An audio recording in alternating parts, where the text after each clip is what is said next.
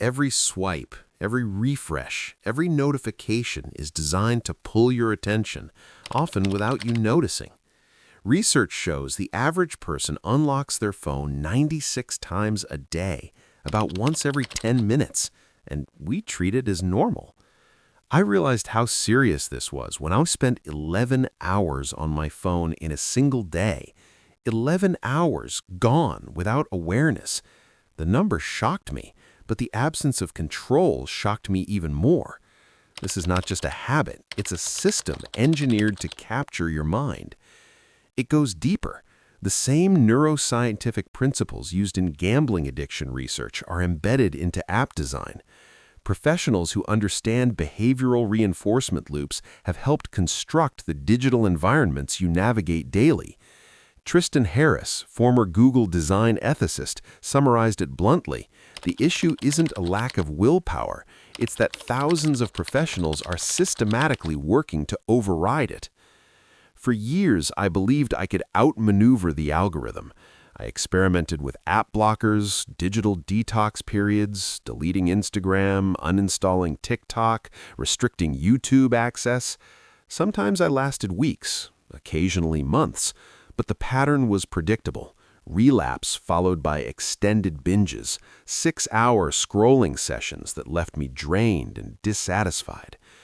Eventually, I recognized the fundamental error in my thinking. The apps themselves are not the addiction. They are distributors. The underlying dependency is on constant stimulation, on avoiding stillness and silence. Each notification, like, or mildly engaging post triggers dopamine release, the same neurotransmitter activated by sex, food, and cocaine. But social media employs what researchers call variable ratio reinforcement. You cannot predict when the next rewarding stimulus will appear. This uncertainty is precisely what makes gambling so compulsive. Over time, the brain adapts. What once felt stimulating becomes insufficient. You scroll faster, you seek more intense content. Tolerance develops. Dr. Anna Lemke of Stanford has described this phenomenon as digital heroin. Withdrawal symptoms, anxiety, irritability, reduced focus, even phantom vibration sensations are not imagined, they are neurochemical. A Stanford study provides a pivotal insight. Researchers observed two groups attempting to reduce screen time. Group A relied on traditional restriction strategies, app limits, digital detoxes, discipline. After 6 months, their average screen time decreased by 12%. Group B took a different approach. Instead of focusing on consuming less, they increased time spent creating, writing, coding, composing music, producing art. Their screen time decreased by 73%, not because they were trying to reduce it, but because they were absorbed in building something. The mechanism is straightforward. The brain seeks novelty, challenge, and dopamine.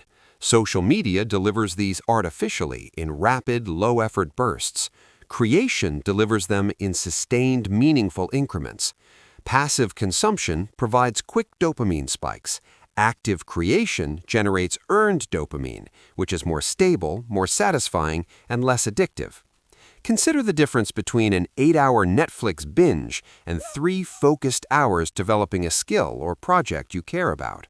One leaves you depleted, the other leaves you fulfilled. There's also an identity shift involved. When you create, you move from observer to participant, from audience to producer. Yet most people resist this transition. Consumption is easier than creation. Watching guitar tutorials feels safer than practicing guitar. Viewing cooking shows requires less effort than cooking. Reading about productivity is simpler than executing productive work. Many prefer proximity to creativity rather than engaging in it directly. I recognized this when I realized I knew more about online creators' daily routines than I did about my own long-term objectives. After studying behavioral psychology and testing interventions personally and with others, the conclusion is clear. The dependency is not on the phone itself, it is on mental passivity.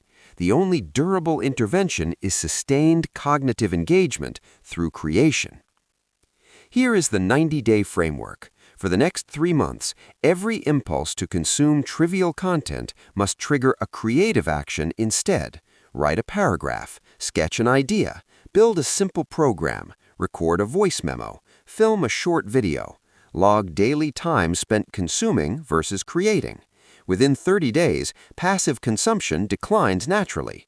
Within 60 days, you begin to prefer building over browsing. By 90 days, your default mode shifts. But this cannot be treated as a minor habit tweak. It must be an identity recalibration. You are not someone attempting to use your phone less. You are someone who creates more than they consume.